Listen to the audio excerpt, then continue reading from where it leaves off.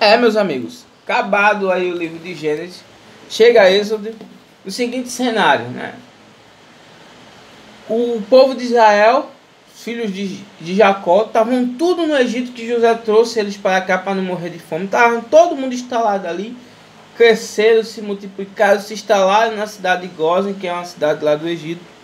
Mas no Egito não é a terra prometida por Deus. E agora o que vai acontecer? José morreu. José era o líder, todo poderoso, todo respeitado, era o próprio faraó, era um governador que tinha um poder que se equiparava ao próprio faraó. E aí os hebreus, eu imagino que agora começaram a temer, porque agora José morreu. Não tem mais o líder, não tem a representação ali do poder, uma representação política. E agora, o que vai ser do povo o que vai ser dos hebreus? Vamos ler. Primeiro vamos ver as descendências de Jacó no Egito. São estes os nomes dos filhos de Israel, que entraram com Jacó no Egito.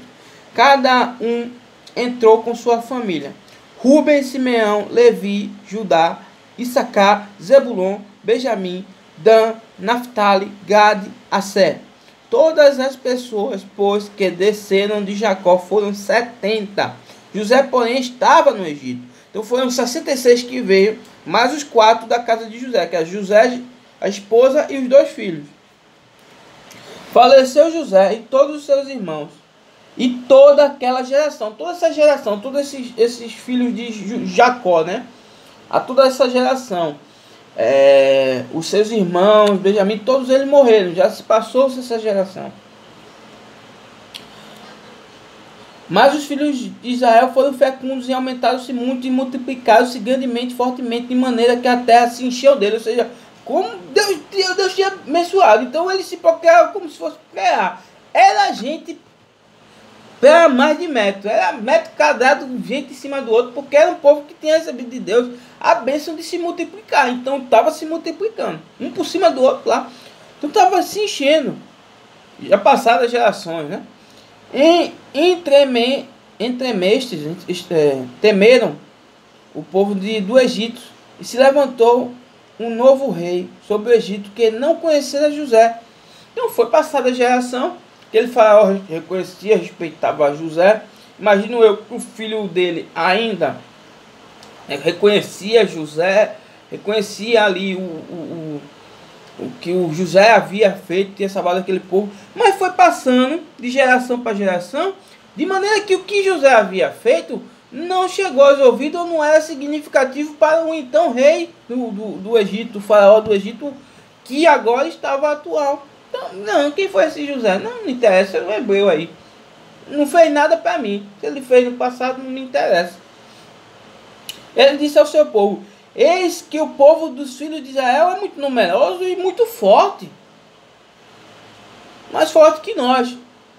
Eia, usemos de astúcia para com ele, para que não se multiplique e seja caso que ele venha contra nós em guerra.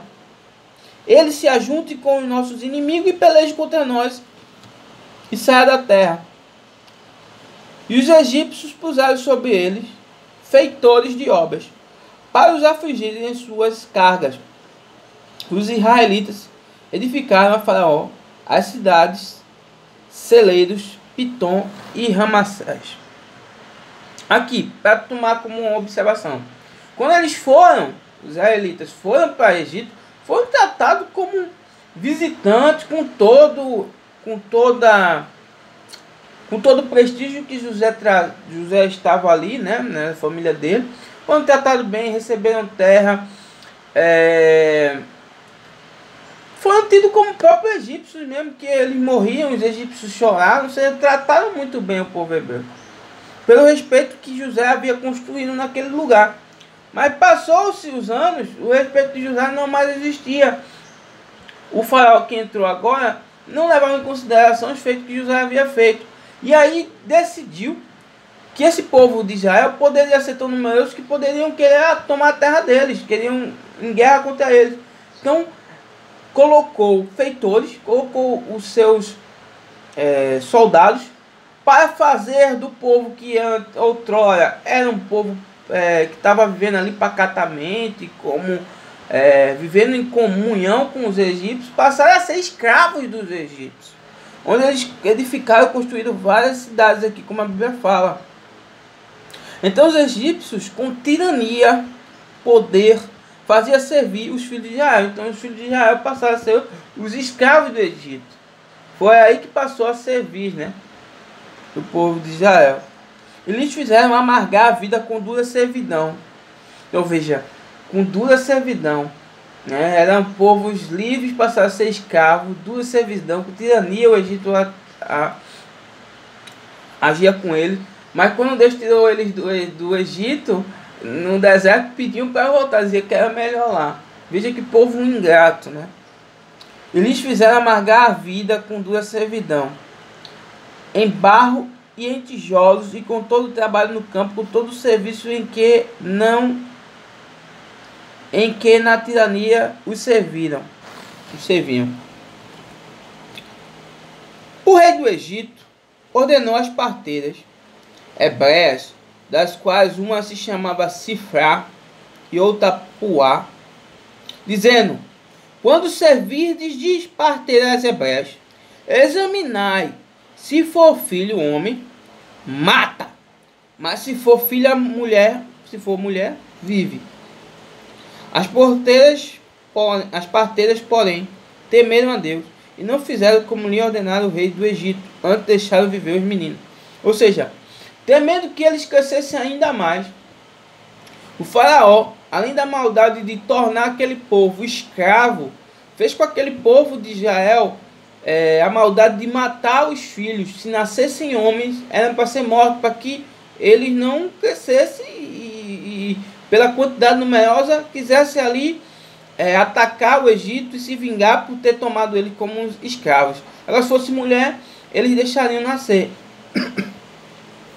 Porque homem é quem iria para a guerra, né? Então veja a maldade que o faraó ordenou para as parteiras. Mas as parteiras não fizeram.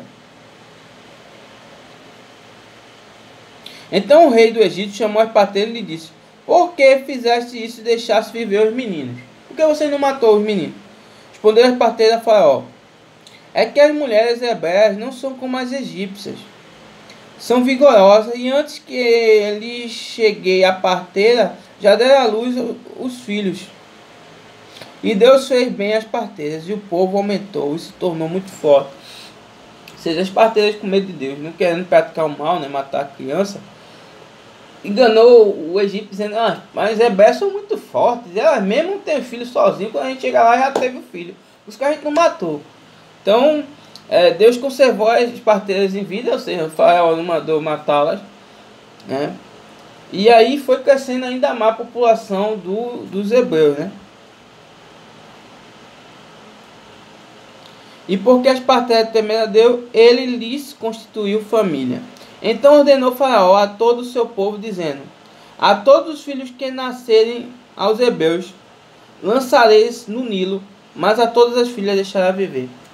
Então foi a ordem de Faraó, agora não mais para as parteiras, mas para os seus soldados, para que toda criança do sexo masculino que nascesse fosse jogada no rio Nilo.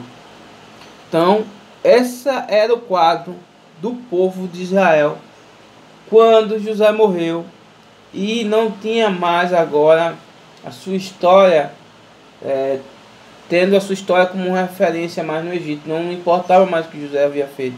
Então seu povo passou-se a ser escravo daquele povo. Então a gente fica por aqui. Estamos no livro de Êxodo, né? Que Deus possa te abençoar. Não deixa de se inscrever no canal, de dar um like aí e de compartilhar, de propagar essa mensagem aí, de diariamente ouvir o que Deus tem a falar em nossas vidas. Que Deus te abençoe. Valeu!